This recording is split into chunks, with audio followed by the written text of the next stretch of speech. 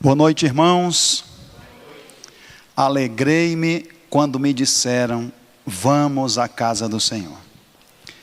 É muito sábio quem aproveita todas estas oportunidades, porque aqui é um pedaço do reino, irmãos.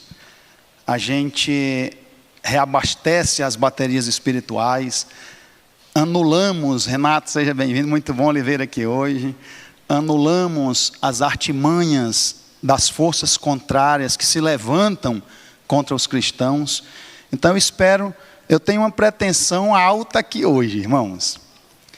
Pretensão alta. Apocalipse 13, ele possui apenas 18 versículos. É um capítulo dificílimo do ponto de vista de sua interpretação. Mas ele é curto, só 18 versículos. A minha pretensão é que todos nós aqui, inclusive o pregador, tenha, depois da compreensão desse texto, a sua experiência religiosa renovada. É alto, viu o que eu estou querendo aqui? Estou pedindo a quem pode atender, que ele possa renovar completamente a nossa experiência religiosa, a partir do entendimento destes textos de Apocalipse 13, que nós vamos estudar hoje, tá? Podem abrir as Bíblias de vocês em Lucas, terceiro evangelho. Lucas, capítulo 17.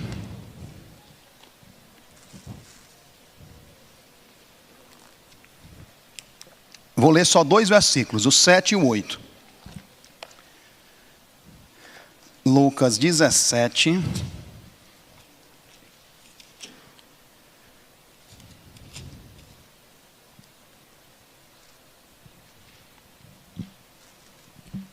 Desculpa, Lucas 18, capítulo seguinte. Vou ler o 7 e o 8.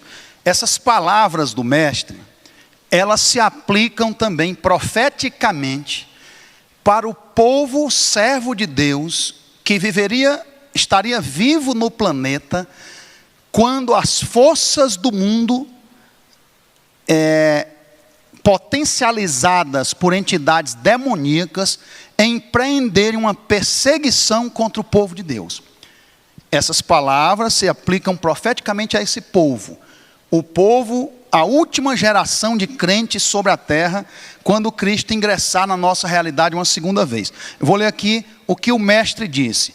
Ele fala aquela parábola do juiz iníquo e conclui a parábola com as seguintes palavras: não fará Deus justiça aos seus escolhidos, que a Ele clamam dia e noite, embora pareça demorada em defendê-los? O povo estará sofrendo grande perseguição. Será um momento de angústia qual nunca houve. A realidade lá de Daniel 12, grande tribulação, os 4 ventos de Apocalipse 7 e as 7 pragas de Apocalipse 15 e 6, essas 3 figuras representam a mesma realidade. Um tempo de angústia que o povo de Deus enfrentará. E Jesus está dizendo que Deus vai fazer justiça. E aí no 8 ele conclui, digo-vos que depressa lhes fará justiça. Contudo, e o mestre faz uma pergunta retórica: quando vier o Filho do Homem no seu reino, encontrará fé no mundo? Que pergunta, hein, irmãos? Jesus era mestre em fazer perguntas. Essa é uma das perguntas mais agudas que ele fez. Quando vier o Filho do Homem no seu reino, encontrará fé no mundo? O que vocês acham? A resposta é sim ou não? É uma pergunta retórica. Irmãos, a resposta, vamos ver lá, agora vamos entrar em Apocalipse, porque o meu tempo é curto e eu tenho que falar rápido a vocês. Deixa eu até botar o cronômetro aqui, para eu ir acompanhando o tempo de que disponho ainda. O pastor só me deu 2 horas. Apocalipse capítulo 12, versículo 17. Apocalipse, capítulo 12, versículo 17. Irou-se o dragão contra a mulher. O dragão é o arqui-inimigo de Cristo, é a antiga serpente, o próprio livro faz a interpretação, é Satanás, o diabo, que foi o primeiro a se rebelar contra a santa lei de Deus. Então o dragão é Satanás. A mulher é uma figura da igreja. Irou-se o dragão contra a mulher e foi pelejar com os restantes da sua descendência. Restantes, no grego é loipós. Então a resposta lá do mestre é sim. Quem ele encontraria quando viesse, gente, no seu reino? Um pequeno rebanho, que o texto de Apocalipse chama de loipós. Um remanescente fiel. A pergunta continua talvez recebendo um não, né? Encontrará fé no mundo? Não de forma abundante. Seria um remanescente que estaria fiel a Deus no tempo do fim. Um pequeno remanescente. E o texto diz duas características dos cristãos do tempo do fim, gente. O que eles têm, ó? Irou-se o dragão contra a mulher e foi pelejar com os restantes da sua descendência, os que guardam os mandamentos de Deus e têm o testemunho de Jesus. O povo de Deus, do tempo do fim, teria duas características. Mary, vamos já ver que são três, mas por enquanto duas. Eles guardam os mandamentos de Deus e eles têm o testemunho de Jesus. Se você avançar um pouquinho, até o capítulo 19 de Apocalipse. Apocalipse capítulo 19, versículo 10. O próprio texto interpreta o que é o testemunho de Jesus. Prostrei-me, João, o vidente da ilha de Patmos, ele se prostra para adorar o anjo intérprete que o está ajudando. Prostrei-me ante os seus pés para adorá-lo. Ele, porém, me disse: vê, não faças isso. Sou conservo teu e dos teus irmãos, que mantêm o testemunho de Jesus. Adora a Deus, pois o testemunho de Jesus é o espírito da profecia. O próprio Apocalipse diz que o testemunho de Jesus é o espírito da profecia. O testemunho de Jesus, irmãos, seria o dom profético. O próprio João era um profeta. O povo remanescente, fiel a Deus do tempo do fim, eles guardariam os mandamentos de Deus e eles teriam o dom de profecia ativo na igreja. E é lógico, né, irmãos? Um momento tão difícil para nós, o mais difícil pelo qual a igreja já passou, nós precisaríamos de uma instrução específica da parte dos céus. O povo de Deus, do tempo do fim, eles guardariam os mandamentos de Deus, teriam o dom de profecia ativo na igreja. Agora eu quero que você venha comigo até Apocalipse 14. 14, versículo 12. Aqui está a perseverança dos santos, os que guardam os mandamentos de Deus e a fé em Jesus. O termo grego aqui, tanto dá para interpretar a fé nele, em Jesus, como a fé de Jesus. As duas interpretações cabem no texto original grego. A fé que ele teve ao depender do Pai em todos os momentos da sua vida, em cada segundo que ele andou nesse mundo. Então aqui já é uma terceira coisa, né, irmãos? Porque a fé em Jesus é diferente do testemunho de Jesus. Então, três características o povo de Deus do tempo do fim teria. Eles guardam os mandamentos de Deus, eles têm o dom de profecia ativo no seu meio, e eles têm a fé que Jesus teve. Uma fé que não temeria nem a morte. É a fé de Jesus. Só dá para ter essa fé de Jesus se você tiver fé em Jesus. Agora a minha pergunta, irmãos, que é o desafio de hoje à noite. Como que a gente sabe que esses mandamentos de Apocalipse 12, 17, que o povo fiel do tempo do fim, quando Cristo ingressar na nossa realidade uma segunda vez, como é que nós sabemos que esses mandamentos são o decálogo? São a lei moral de Deus plasmadas nos 10 mandamentos, e especificamente um realce para o 4º mandamento. O único que Deus começou com lembra-te, o povo esqueceu. Até professos cristãos, tá? Lembra-te é o 4º mandamento. Êxodo 20, versículo 8. Lembra-te do dia de sábado para o santificar. Como é que eu provo, irmãos, que esses mandamentos aqui de Apocalipse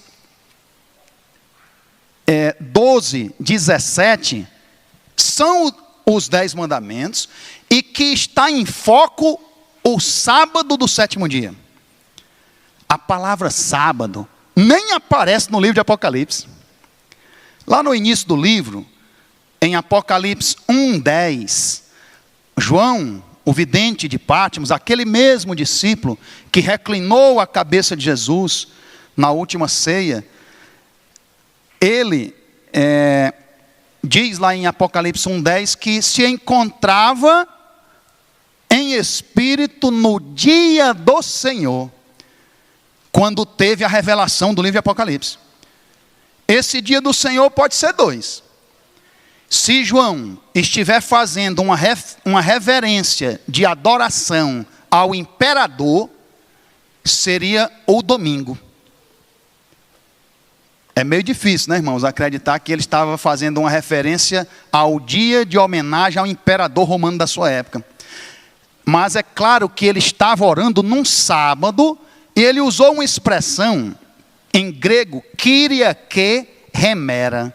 Essa expressão só aparece lá, em nenhum outro lugar do Novo Testamento, que é escrito todo em grego. Kyriake remera. No dia do Senhor, era um sábado do 7º dia, mas ele usou, as 2 expressões para juntar as 2 funções. Tanto era um sábado do 7º dia que ele estava em oração, como também é o sábado escatológico, a consumação da saga humana. Para juntar essas 2 funções, ele usou uma expressão única, não tem em nenhum outro lugar na Bíblia. Kyriake remera. Eu estava no dia do Senhor quando recebi essa visão. Mas o problema permanece. Como é que a gente mostra para alguém, como é que a pessoa entende que a revelação bíblica está dizendo que o povo de Deus guardaria os 10 mandamentos? E que o sábado está em realce? Irmãos, esse texto que a gente leu, Apocalipse 12, versículo 17, ele está dentro de um bloco de visão que nós chamamos de a 4ª visão de João. O 12, o 13 e o 14, esses 3 capítulos inteiros fazem parte da 4ª visão do apóstolo João.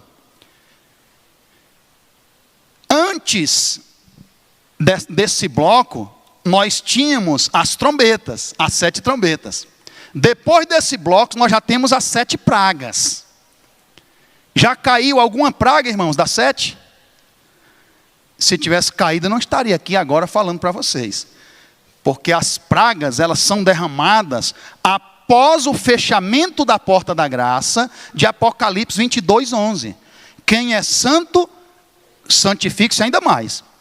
Quem é injusto, continue na prática da injustiça. Aí todos os casos terão sido decididos, e não adiantará mais pregação.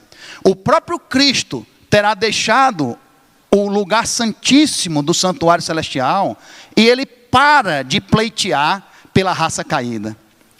A misericórdia e a intercessão cessam. Ele troca as vestes sacerdotais por vestes reais e começa o seu trajeto rumo ao planeta, o único ponto do universo que calcou a pés a sagrada lei de Deus.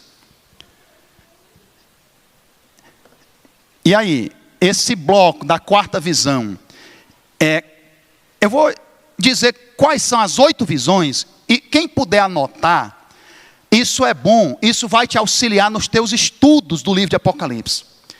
Porque você pode adotar uma estratégia de estudar as visões. A quarta visão, depois estudar a primeira, a oitava, a sexta. A primeira visão, o livro ele está todo em quiasma. O prólogo, que vai do versículo 1 do capítulo 1 até o versículo 10, a parte A, é o prólogo. Ele está em paralelo simétrico com o fechamento do livro, o epílogo. Apocalipse 22, do 6 ao 21. O prólogo com o epílogo. A primeira visão em paralelo simétrico com a última visão. A primeira visão, a igreja militante. A oitava visão, a igreja triunfante, já na glória. Já de pé sobre o mar de vidro, entoando um cântico novo para Deus, no meio dos salvos, no meio dos remidos. A morte já não existe. Todos os problemas terão desaparecido. E a gestão será um governo justo, gente. E nós participaremos com Cristo no comando do universo inteiro. Então, a primeira visão é a igreja militante. Ela começa lá na parte B do versículo 10, do primeiro capítulo, então 1:10b, e vai até o último versículo do capítulo 3 de Apocalipse, versículo 22. Então vai, primeira visão, a igreja militante, 1:10b até 3:22. Segunda visão, os 7 selos. Primeira visão não foi as 7 igrejas, que é a igreja militante? Éfeso, Esmirna, Pérgamo, Tiatira, Sardes, Filadélfia e Laodiceia. Segunda visão agora são os 7 selos. Vai de 4:1 até 8:1. Quem puder anotar, anota, porque eu queria que você estudasse assim Apocalipse, por visões. Estude a primeira, depois estude os 7 selos, vai de primeiro versículo do capítulo 4 e vai até o primeiro versículo do capítulo 8. Terceira visão, as 7 trombetas. Vai do 8:2, capítulo 8, versículo 2, vai até o capítulo 11, olha que longo, estudar as trombetas. Vai até o capítulo 11, versículo 18. Terceira visão, as trombetas. De 8:2 até 11:18. Quarta visão é essa que eu estou querendo estudar com vocês hoje. Chama-se o grande conflito. É o Tissavá Gadol, de Daniel 10:1. Ele disse que viu, Daniel lá no livrinho, ó, ele viu um Tissavá Gadol, um grande conflito, é a quarta visão. Ela começa no capítulo 11, versículo 19, e vai até o capítulo 15, versículo 5. É a visão que eu quero hoje, viu? O grande conflito, é o centro do livro. Ela está em paralelo simétrico com a quinta visão. A quinta visão já são as 7 pragas. Vai do 15:6 e vai até o capítulo seguinte, capítulo 16, versículo 17. Quinta visão, as 7 pragas. 15:6 até 16:17. Sexta visão, quem está anotando, até o pessoal de casa, anota aí a sexta visão, coloque assim: poderes do mal julgados por Deus. Poderes do mal julgados por Deus. Vai do capítulo 16, versículo 18, até o capítulo 18, último versículo, versículo 24, do capítulo 18. Vai de 16, 18 até 18, 24, sexta visão. Sétima visão é o final do julgamento. Inclui 3 coisas aqui, tá? Na sétima visão: a segunda vinda de Cristo, o milênio e o julgamento junto ao trono branco. Sétima visão, o final do julgamento. Vai de 19, versículo 1, até capítulo 21, versículo 4. Sétima visão, o final do julgamento. Inclui 3 coisas: segunda vinda de Cristo, o milênio e o julgamento junto ao trono branco. Sétima visão. E oitava e última visão, a igreja triunfante. Apocalipse 21:5 até Apocalipse 22:5. Aí do 22:6 até o final do capítulo 22, que é o versículo 21, é o epílogo, tá? Então, esse bloco, eu estou tentando demonstrar que esses mandamentos aqui, ó, 18, 17, guardam os mandamentos de Deus e têm o testemunho de Jesus. Esses mandamentos são os 10 mandamentos. Como é que eu sei, irmãos? Eu já mostrei as 8 visões. Quais são? Teve gente que anotou, viu? De qualquer maneira vai ficar gravado, você pode assistir depois no canal da igreja, tá? É uma boa estratégia estudar pelas visões. Agora eu quero acrescentar mais uma informação para os irmãos. Cada uma dessas visões tem uma cena introdutória. Possui uma cena introdutória. Quem lembra qual é a cena introdutória da primeira visão? A igreja militante, que são as cartas às 7 igrejas. É a visão de Cristo glorificado. É a cena introdutória da primeira visão. Lá de Apocalipse 1, versículos do 9 ao 16. É a visão que João tem de Cristo na glória. É a cena introdutória. Irmãos, para que serve a cena introdutória? A cena introdutória é a chave hermenêutica para entender a visão. É a chave interpretativa para entender a visão. Qual é a cena introdutória da segunda visão, que são os 7 selos? Capítulo 5 de Apocalipse. É a visão do trono de Deus, o cordeiro e o livro selado. João chorava porque ninguém havia sido achado digno de abrir o livro. Aí nós estaríamos fritos, viu, irmão? Ele diz que no capítulo 5, naquela visão do trono, ninguém era digno. Só que no capítulo anterior, Apocalipse 4, quem que era digno? Deus. No 4, quem era digno era Deus. Aí no 5 ele pergunta, quem é digno de abrir o livro? Ele está perguntando, quem é Deus? Se Jesus não fosse Deus, ele não poderia abrir o livro. E nós estaríamos perdidos, e João estaria chorando com razão. Tanto o capítulo 4 de Apocalipse, quanto o capítulo 5, são 2 visões do trono de Deus. Só que enquanto no capítulo 4 é uma visão geral, igual a todas as visões do Antigo Testamento, no capítulo 5 é uma visão específica, mostrando que foi um evento no tempo. Que evento foi esse, irmão? Foi uma festa de 10 dias que aconteceu nos céus. Depois que Cristo ascendeu aos céus, ele passou 40 dias aqui, ensinando a igreja nascente, conversando com a liderança.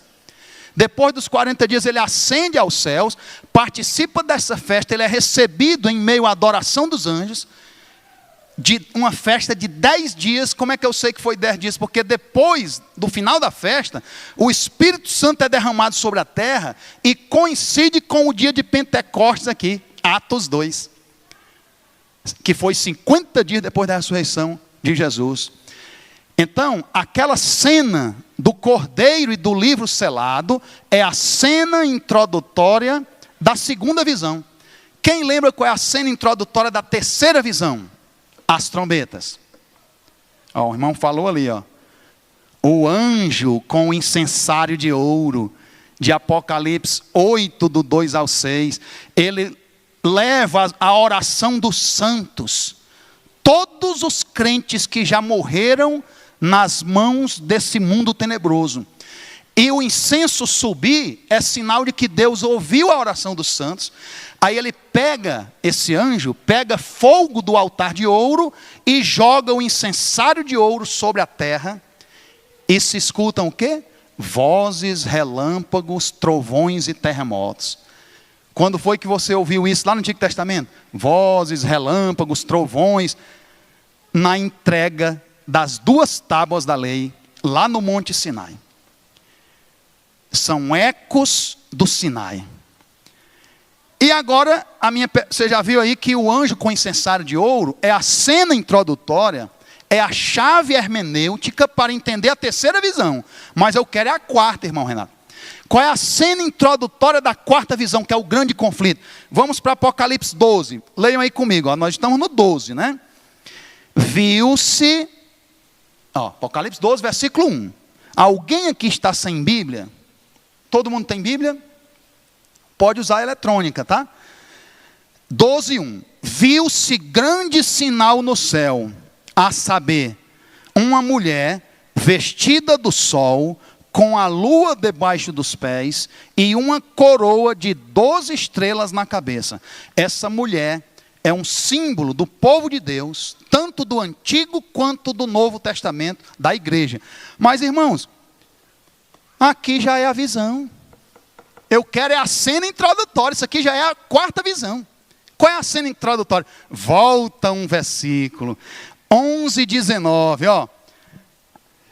Abriu-se então o santuário de Deus, que se acha no céu. Não era aquele santuário de Moisés, que era só uma cópia esmaecida, uma pálida cópia do verdadeiro santuário celestial de Deus, tá? Onde está o trono de Deus. Então abriu-se o santuário de Deus, que se acha no céu, e o que foi visto, irmãos? A arca da aliança no seu santuário. E sobrevieram ecos do Sinai de novo, ó. Relâmpagos, vozes, trovões, terremoto e grande saraivada. Essa aqui é a cena da quarta visão, é a chave interpretativa. O que tem dentro? Foi vista a arca da aliança no santuário celestial. O que tem dentro da arca da aliança, irmãos? 3 coisas. Tem as 2 tábuas do testemunho. A primeira tábua, os 4 primeiros mandamentos. A segunda tábua, os 6 últimos. Tem um pedaço, uma amostra daquele polivitamínico que sustentou o povo no deserto, o maná. Uma amostra do maná e a vara de Arão que floresceu. Tem esses 3 elementos. Então o que foi visto? A arca da aliança com as tábuas do testemunho. Irmão Renato, quais são os mandamentos que tem que guardar? Está aqui a chave interpretativa, na cena introdutória. O que foi visto? A arca da aliança no santuário celestial. O intérprete agora está autorizado a dizer que os mandamentos que os servos de Deus do tempo do fim guardam são os 10 mandamentos, é o decálogo. É o decálogo. Agora eu esqueci de dizer uma coisa para os irmãos. Cada uma das 8 visões, Mary, ela tem uma cena introdutória, tem um parênteses que a gente chama de interlúdio. Só não tem interlúdio a primeira e a 8ª visão. A segunda, a terceira, a quarta, a quinta, a sexta e a 7ª tem um parêntese. É uma cena parentética. E agora, irmão Renato, eu esqueci de dizer que tem uma cena de fechamento cada visão. Sabe qual é a cena de fechamento dessa 4ª visão, que é o grande conflito? Está lá no último versículo da visão. Capítulo 15, versículo 5. Anda para mim aí, vai lá. Apocalipse 15, 5. É a cena de fechamento. Depois destas coisas, olhei, e abriu-se no céu o santuário do tabernáculo do testemunho. Irmãos, testemunho é um termo técnico. Para o quê? Testemunho na Bíblia significa o quê? Vem comigo lá em Êxodo, já que está aí pertinho. Está bem pertinho de Êxodo. Vamos lá para Gênesis, Êxodo, Levítico, Gênesis, Êxodo. Êxodo capítulo 32, versículo 15. O que é esse testemunho da visão lá? 32, 15. E voltando-se, desceu Moisés do monte com o que Moisés desceu? Com as 2 tábuas do testemunho nas mãos. Tábuas escritas de ambos os lados. Você lembra alguma outra coisa que é escrita no verso e no anverso? Qual é a outra coisa na Bíblia que também é escrita no verso e no anverso? Nos 2 lados. O livro, lá de Apocalipse 5, que ninguém era achado digno de abrir. Ele era escrito dos 2 lados, por dentro e por fora. E aqui, ó, tábuas escritas de ambos os lados, de um e de outro lado estavam escritas, irmãos. São os 10 mandamentos. Sabe o que aconteceu, pastor Wesley? Os teólogos desistiram. eles reconheceram que os mandamentos que os servos de Deus do tempo do fim guardam, tem que ser os 10 mandamentos. Porque senão eu trairia o texto. Só que olha como a raça caída tenta fugir da verdade. Sabe o que eles disseram? São a segunda tábua. Eles dizem que o que o servo de Deus do tempo do fim deverá guardar serão os requisitos éticos da Torá, dos 10 mandamentos. Os requisitos éticos da segunda tábua do Decálogo. Será, irmãos, que nós vamos ser perseguidos no tempo do fim, porque não vamos dar falso testemunho? Alguém aqui vai ser perseguido por não adulterar? Alguém aqui será perseguido por não furtar, roubar? Será que é isso mesmo? Inclusive, um grande renomado teólogo chamado David Allen, ele levantou essa tese. Não dá para escapar não. São os 10 mandamentos, mas é a segunda tábua. Sabem em que eles se baseiam? Mateus capítulo 19, versículo 18, um jovem se apresenta para Cristo e diz assim, era inteligente esse jovem, viu? Mestre, o que eu faço para ganhar a vida eterna? Todo mundo deveria estar se perguntando isso, viu? Mestre, o que eu faço para ganhar a vida eterna? Sabe o que Jesus respondeu? Guarda os mandamentos e você terá a vida. Se queres entrar na vida, guarda os mandamentos. Aí o jovem perguntou, quais? Igual a gente está perguntando aqui. Que mandamentos são esses que os servos do tempo do fim guardam? O jovem perguntou, quais? Aí Jesus começou a citar os da segunda tábua, que era o problema daquele jovem. A primeira tábua são os mandamentos morais de adoração, nosso relacionamento com Deus. Ele achava que poderia adorar a Deus sem manifestar o caráter de Deus para o próximo. Jesus começa a citar quais? Aí ele começa a citar os da segunda tábua, que era o problema do jovem. Isso é o método alegórico, irmãos. Pegar 2 textos que nem se relacionam e puxar. Não, aqui é Apocalipse, é a segunda tábua, porque Mateus 19, 18, um jovem perguntou quais, e aí Jesus respondeu que era a segunda tábua. Vamos ver? Vamos voltar para Apocalipse 13? Eu tenho pouco tempo. O tempo é contra nós. Apocalipse 13. Voltando um pouquinho, 13, o último texto do versículo 17. Eu vou ler de novo todo o 17 para você acompanhar. Irou-se o dragão contra a mulher e foi pelejar com os restantes da sua descendência, os que guardam os mandamentos de Deus e têm o testemunho de Jesus, e se pôs em pé sobre a areia do mar. Quem que se pôs em pé sobre a areia do mar? O dragão. A areia do mar é a plataforma de transição entre o mar e a areia. Porque do mar, ele vai chamar a besta do mar. São os 10 primeiros versículos do capítulo 13. E da areia, ele chama a besta da terra. São os 8 últimos versículos do capítulo 13, do 11 ao 18. É a trindade satânica, irmãos. É um arremedo burlesco da trindade santa. O dragão é um arremedo de Deus o Pai.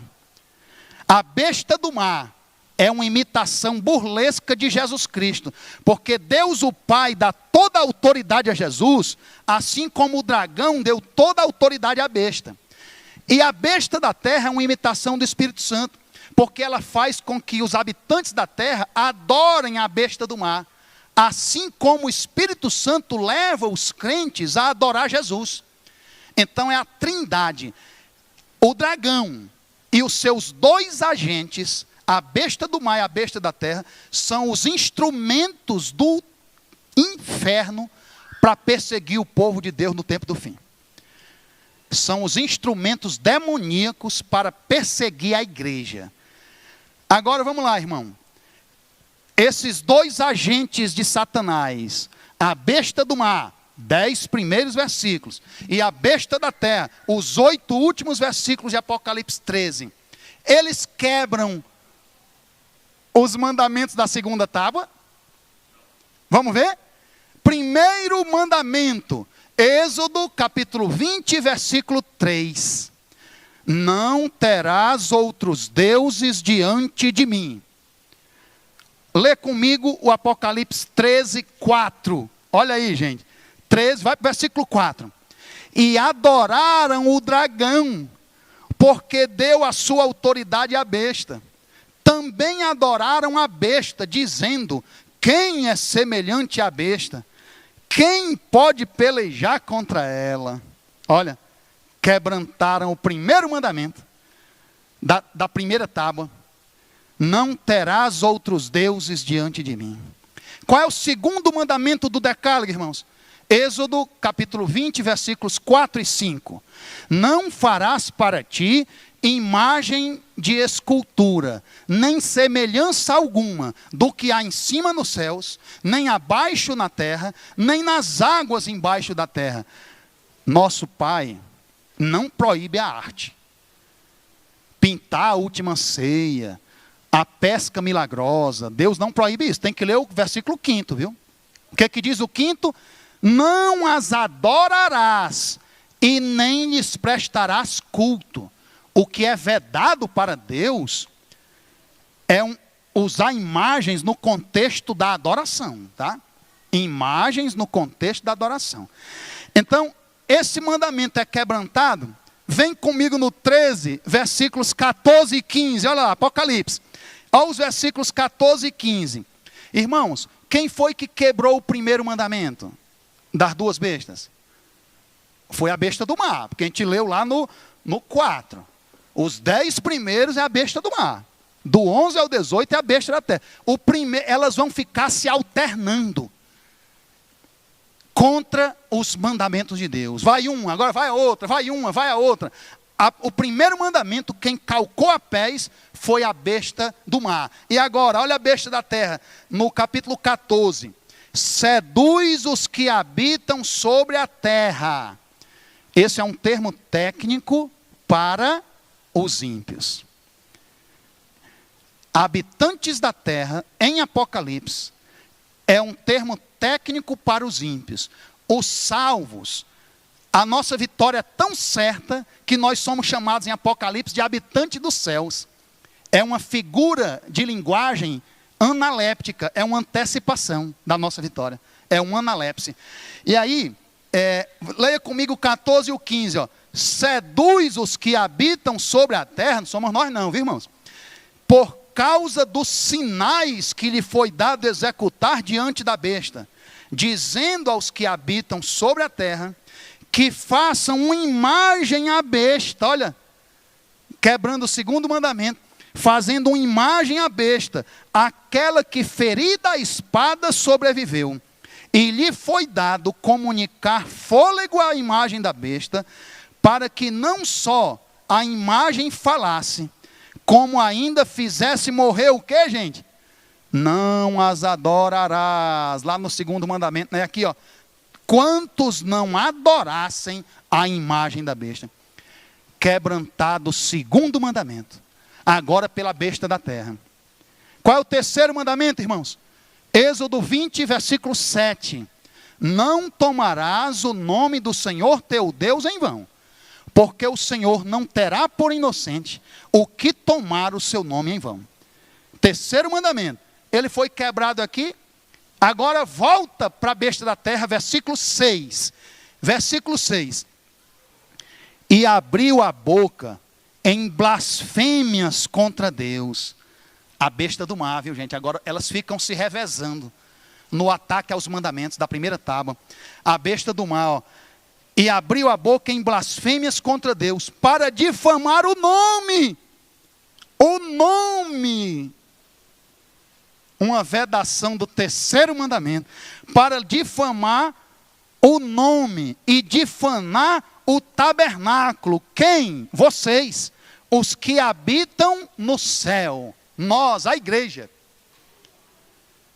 Irmãos, a besta da terra quebrou o primeiro mandamento da primeira tábua. Desculpa, a besta do mar. A besta da terra quebrou o segundo. A besta do mar quebrou o terceiro. Qual é o mandamento da primeira tábua que está faltando ser quebrado? O quarto. Leia comigo os versículos 16 e 17, para a gente entender isso. Olha o 16. A todos, os pequenos e os grandes, os ricos e os pobres, os livres e os escravos, olha, até a forma de dizer o quarto mandamento. Qual é o quarto mandamento, gente? Lembra-te do dia de sábado para o santificar. 6 dias trabalharás, mas o 7º dia é o sábado do Senhor teu Deus. Não farás nenhum trabalho. Aí vem, ó, nem tu, conta comigo quantos, conta que é importante, viu? Nem tu, nem o teu filho, nem a tua filha, nem o teu servo, nem a tua serva, nem o teu animal, nem o estrangeiro. O único mandamento que já diz que é universal, incluindo até o estrangeiro, é o que o povo diz que é só para judeu, olha. O único dos 10 que explicitamente fala em estrangeiro, o povo tem a coragem de abrir a boca e dizer que é só para judeu. Afinal, não foi Cristo que disse, em Marcos 2, 27, o sábado foi feito para o judeu, não foi? O sábado foi feito para o homem. E o que diz lá em Eclesiastes 12, ele diz assim: de tudo que tem ouvido, a suma é: teme a Deus e guarda os seus mandamentos, porque este é o dever de todo judeu, é o dever de todo homem. Quantos deram, irmãos, hein? Nem tu, nem teu filho, nem tua filha, nem teu servo, nem tua serva, nem teu animal, nem o estrangeiro das tuas portas para dentro. 7. Agora aqui, ele vem e diz quantos, ó. Todos, né? Todos os pequenos, Esse todos é um predicativo, é um conectivo de todos os predicativos, tá? Ó. Todos os pequenos, 1. Todos os grandes, 2. Todos os ricos, 3, todos os pobres, 4, todos os livres, 5, todos os escravos, 6. É o dia, o homem foi criado no 6º dia. É o dia humano. É uma forma de adoração humana. É do homem, não vem de Deus não, viu? É um sistema humano, é 6. Nunca chega ao 7. Lembra que o povo judeu, na linguagem semítica, eles não têm o superlativo. Nós aqui temos santíssimo. Como é que o judeu diz o superlativo? Ele repete 3 vezes. Santo, santo, santo. É santíssimo.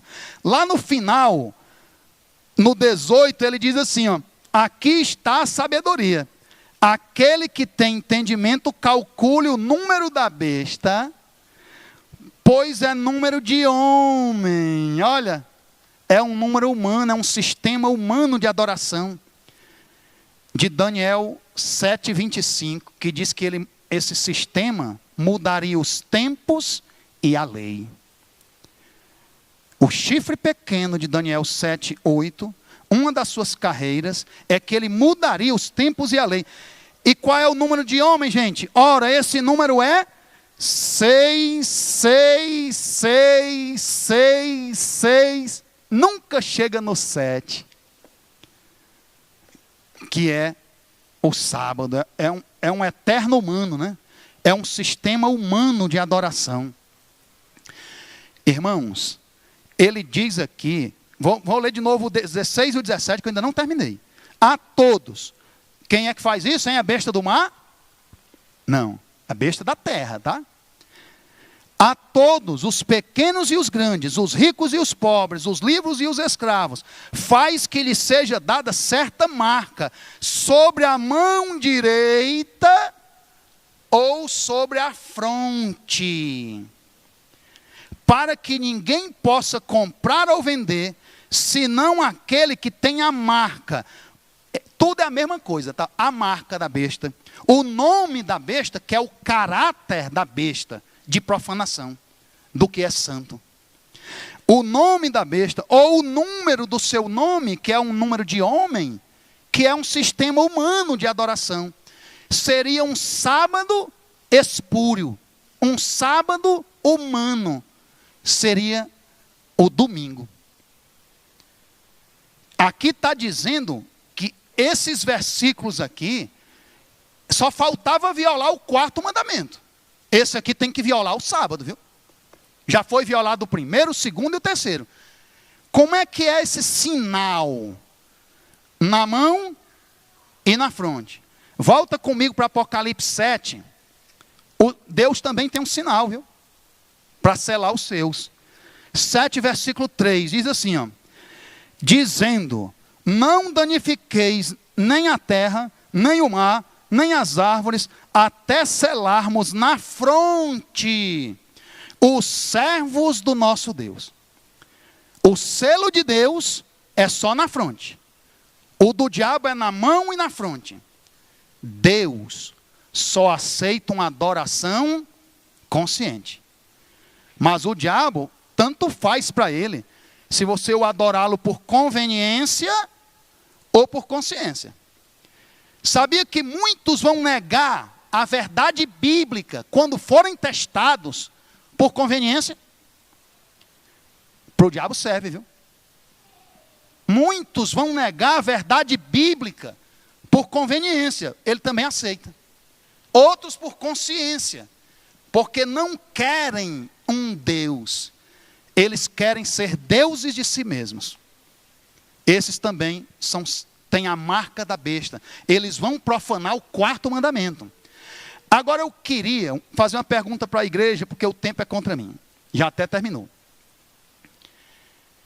Gente, antes de entregar as 2 tábuas do testemunho, Deus deu uma recomendação sobre um dos mandamentos. Você lembra qual foi? Antes de uma mensagem importante, o que a gente faz? Começa com R. Quando a mensagem é muito importante, o que você diz para o mensageiro? Uma recomendação. Alguém lembra? Antes de Deus entregar para Moisés as tábuas, ele fez uma recomendação. Você lembra sobre um dos mandamentos? Vem comigo, lá em Êxodo, para a gente encerrar, tá, gente? Nunca pensei que fosse voar tanto, gente, eu não acredito. Êxodo 31, tenho que terminar só essa parte aqui, ó. 31. Vou ler desde o 12. Olha o que Deus falou antes de entregar 2 tábuas. Êxodo 31, 12. Disse mais o Senhor a Moisés: Tu, pois, falarás aos filhos de Israel e lhes dirás, ó a recomendação: certamente guardareis os meus sábados. Dos 10 ele pegou um para recomendar. Pois é sinal entre mim e vós, nas vossas gerações, para que saibais que eu sou o Senhor que vos santifica. Ele está dizendo que o sábado seria um sinal. Já já eu explico por quê. 14. Portanto guardareis o sábado, porque é santo para vós outros. Aquele que o profanar, morrerá. Deus pode cometer homicídio, gente? Eu sou advogado. Qual é a definição jurídica de homicídio? Matar alguém. Tirar a vida de outrem. Tirar a vida de outrem. A vida é de Deus. Ele nunca pode cometer homicídio. Sempre que Deus julga alguém já neste mundo, ele não espera nem o resultado final de tudo, é porque está envolvido uma separação muito grave com Deus. E aqui era na teocracia judaica, quando o próprio Deus governava. A coisa era muito séria. Se rebelar quando você estava tendo diretamente do Criador as instruções. E aí ele diz, ó, pois qualquer que nele fizer alguma obra, será eliminado no meio do seu povo. O 15, gente, para aí no 15. Por isso que eu trouxe 2 Bíblias. Eu quero ler aqui, numa Bíblia, estou com a Andrews, ó. Bíblia de Estudo Andrews, recomendo a todos vocês, tá? Eu estou com a Andrews, vou abrir em Gênesis 2, o versículo 16. Fica aí em Êxodo, 31, 15, tá? Você vai ler o 15 e eu vou ler Gênesis. O 2, o 16, ó. A parte B. De toda árvore, sobre a árvore plantada no centro do jardim do Éden, a árvore do conhecimento do bem e do mal. 16b, ó. De toda árvore do jardim comerás livremente. Agora eu vou ler aqui, ó. 6 dias trabalhará. Olha como é paralelo com a árvore do conhecimento do bem e do mal, ó. De toda árvore do jardim comerás livremente. 6 dias trabalharás. Agora eu vou ler aqui, fique aí. Eu vou ler aqui, ó. Mas da árvore do conhecimento do bem e do mal não comerás. Aqui. Mas o 7º dia é o sábado do repouso solene, santo ao Senhor. Vou ler aqui. Porque no dia em que dela comeres, certamente morrerás. Vou ler aqui. Qualquer que no dia do sábado fizer alguma obra, morrerá.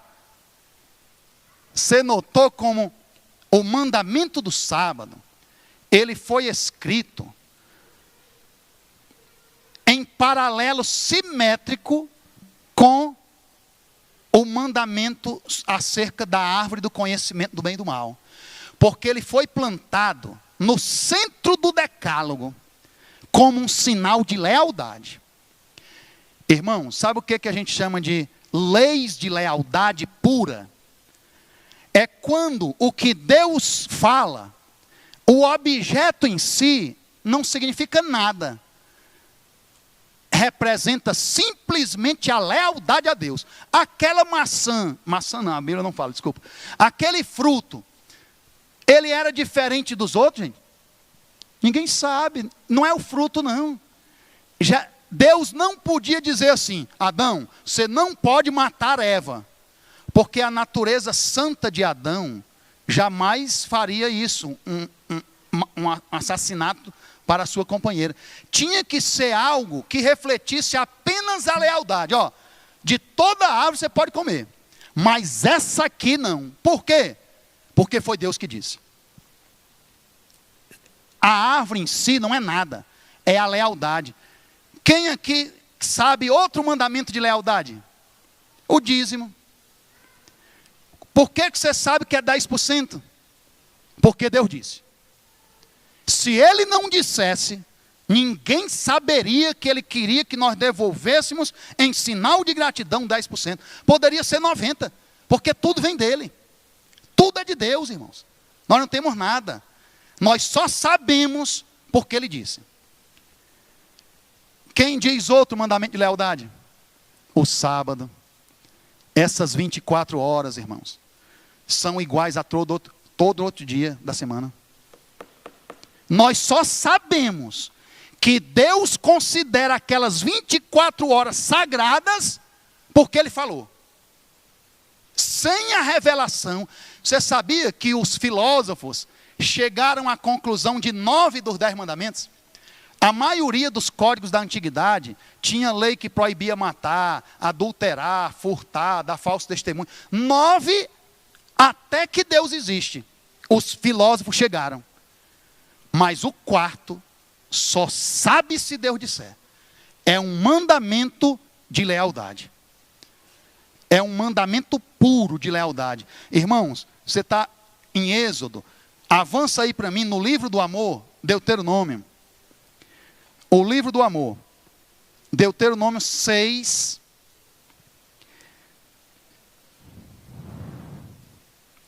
Eu vou ler desde o 6, tá? Avança um pouquinho, é o 5º livro da Bíblia. Deuteronômio 6, versículo 6. Estas palavras que hoje te ordeno, estarão no teu coração. Uma vez um irmão disse para mim, irmão, os mandamentos no Novo Testamento não é mais em pedra não. É no coração. Meu irmão, isso aí sempre foi desde que Deus revelou. Agora você está querendo tirar da tábua de pedra, Deus quer colocar no coração. Mas você está tirando da tábua de pedra e colocando na lata do lixo. É para colocar no coração, irmão. Mas é desde o Antigo Testamento. Ó. Estas palavras que hoje te ordeno, estarão no teu coração. tu as inculcarás a teus filhos, e delas falarás assentado em tua casa, e andando pelo caminho, e ao deitar-te, e ao levantar-te, também as atarás como sinal, é o que eu queria, na tua mão, e te serão por frontal entre os olhos. Gente, a lei de Deus tinha que ser na mão e na testa. A lei de Deus, a revelação do Antigo Testamento. Na mão e na testa. A mão representa o quê? A ação. E a testa é a adesão, é a consciência. É entender que os mandamentos de Deus são justos. Agora eu pergunto, a lei de Deus era onde? Deuteronômio 6:8, na mão e na testa. Por que que lá em Apocalipse a do diabo que é na mão e na testa, e a de Deus é só na testa? Está aqui a lei, gente. A lei é na mão e na testa. É a ação e a consciência. Agora em Apocalipse é só na testa. A do diabo é que é na mão e na testa. Sabe por quê? Porque o mandamento do tempo do fim, no Antigo Testamento era na mão e na testa, porque era a revelação toda, a instrução toda de Deus, ação e consciência. Mas no tempo do fim, vai ser um mandamento de descanso. Vai ser um mandamento de não fazer, de cessar as atividades.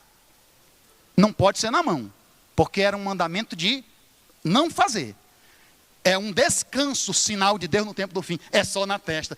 Mas e vem cá, e por que que o domingo, que é o do diabo, é o sábado espúrio, por que que o domingo é na testa e na mão, se o dele também é um descanso? Porque o do diabo nunca foi sobre guardar domingo. O foco sempre foi profanar o sábado.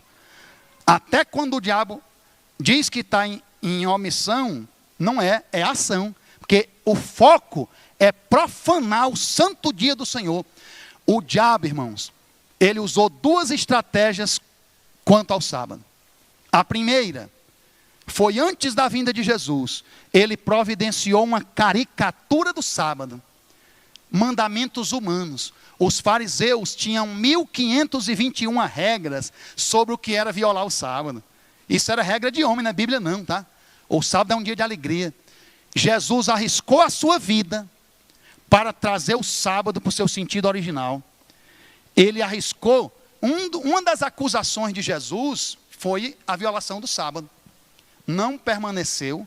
No final, no sinédrio ele foi acusado de blasfêmia e no pretório romano de sedição. A do sábado caiu. Não conseguiram nem provar que ele violou o sábado pela Bíblia, pela revelação.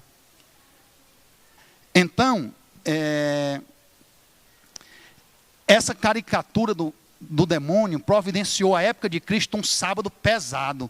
Cristo, em Mateus 12:8, se revelou o Senhor do sábado.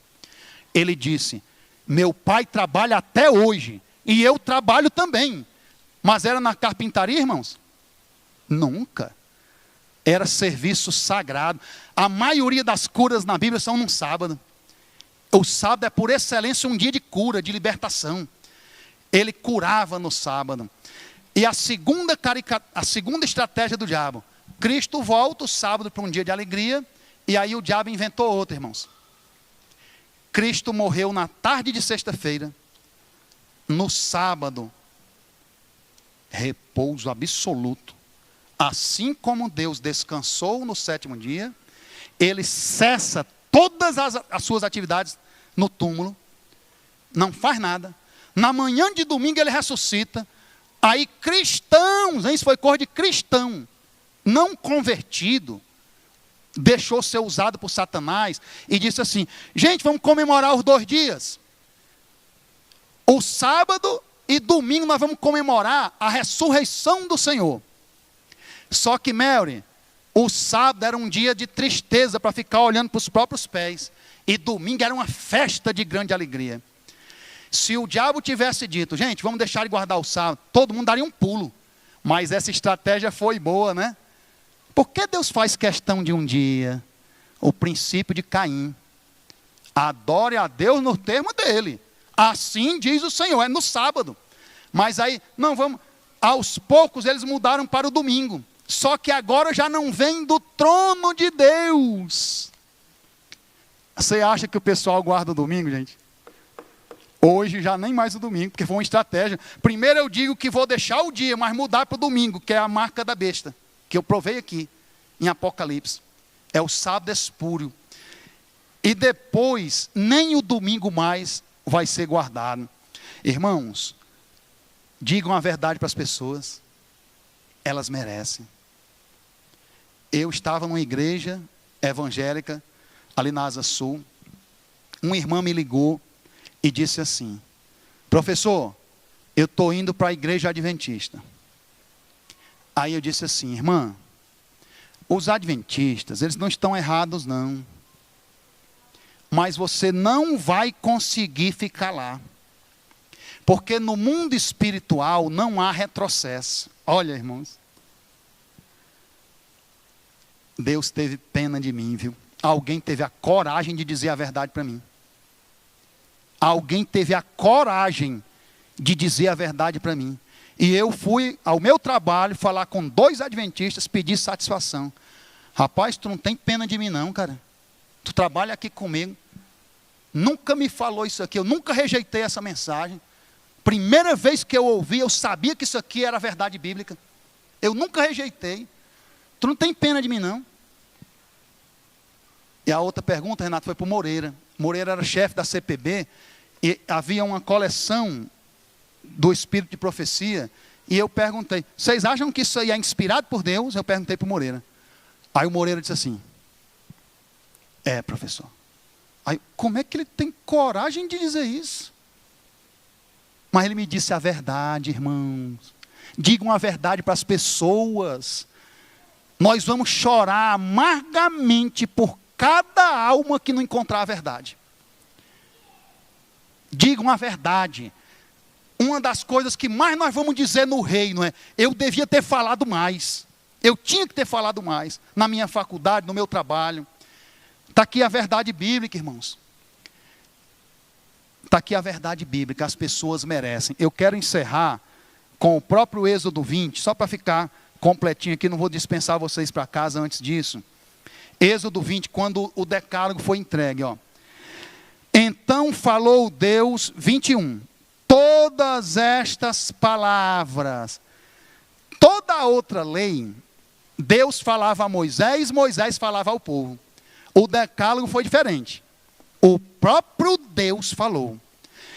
Então falou Deus todas estas palavras. Quantas? Ele falaria a seguir: 172. Em hebraico, tá? 172 palavras ele pronunciou. Sabe quantas palavras tem só o 4º mandamento? Das 172, 55. O próprio 4º mandamento, ele é colocado em realce dentro do decálogo. É o único mandamento. O judeu, ele tem uma técnica, Cida, de colocar algo que ele queira que se destaque. É uma figura de linguagem chamada quiasma. É o nome de uma letra grega. Quiasma é o X em grego. Quiasma é quando a primeira linha está em paralelo com a última.